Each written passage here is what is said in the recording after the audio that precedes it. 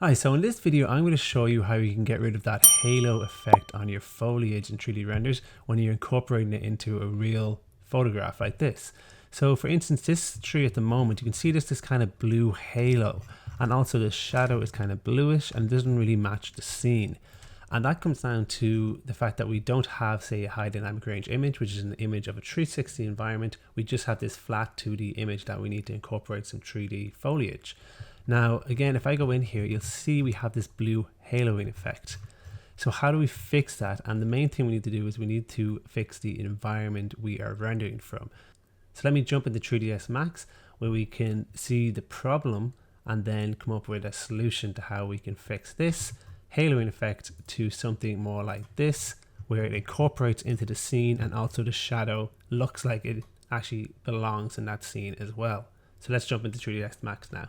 So in 3ds Max, I've set up a simple scene which has this tree. I have this plane, which I then added a matte surface to. So if I go to V-Ray properties, I have this matte properties. I have this checked like this. So it won't be seen, but it will have the shadows in.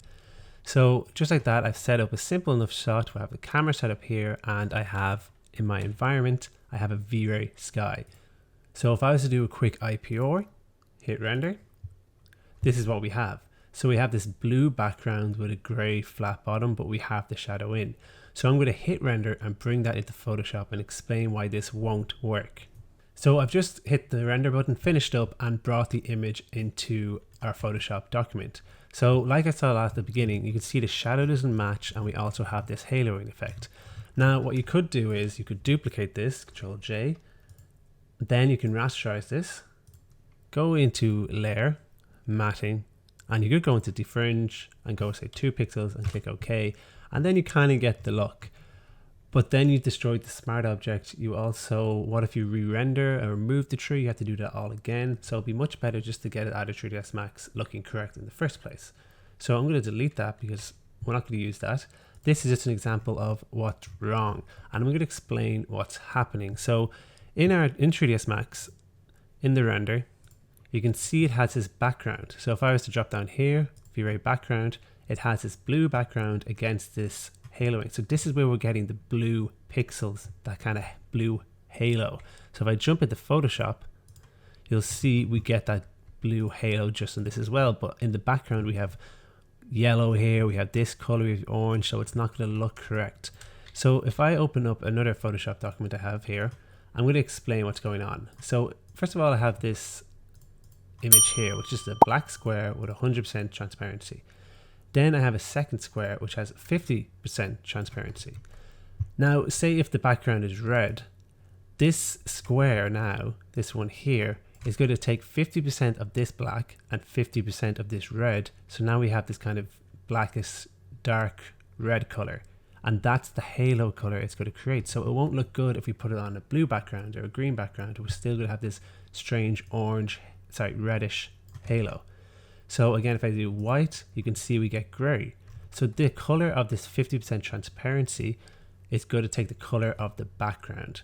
So hopefully that makes sense. So if I go back to the other image, in here, it's taking the blue from our 3ds Max environment instead of the image in the background. So we need to put this image into the background of 3ds Max. So let's do that now.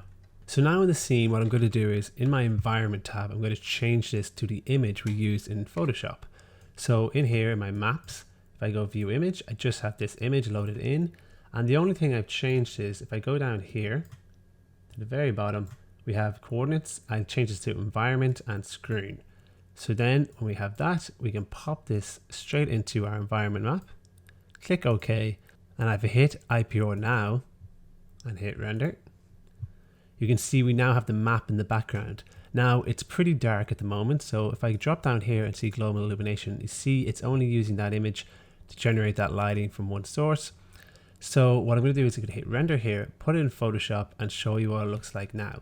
So now back in Photoshop, this is our original image, and I'm going to show you what it looks like when we have this image in. So now you can see the haloing is completely gone. It works perfectly. The only difference is now it's way too dark. So if I look at the shadow, you can see this is way too dark. It doesn't look correct, but we've gotten rid of that haloing effect because it's using the image as the background. So again, this has that blue halo. put this in, halo gone, except it looks way too dark. So we need to go back in and do one more change and then be all fixed. So the first thing we need to do is go into your render settings, go to V-Ray, minimize everything except our environment. So the global illumination environment, I'm going to change to a VraySky to get that illumination. So in my maps, go to my VraySky. If you don't have this, just go into maps, V-Ray, and then you can find the VraySky in there. So click and drag this, put it into here, make sure it's an instance, click OK. And now I'm going to go into my IPR, click render. And now you can see we get that lighting on both sides. Well, at least that global illumination. So once I hit stop, I'm going to hit render and bring this into Photoshop, and that should be that. So this is our previous one with just the background. And now since we've added in the global illumination, this is what it looks like. And as you can see, we've got rid of the haloing and it fits in perfectly with the scene. We can also look at the shadow and you can see that shadow matches this shadow. So perfectly, just like that, we've gotten rid of the halo and we've matched the scene better overall in terms of lighting without having to need a high dynamic range image. So hopefully this has been helpful and I'll see you in the next video.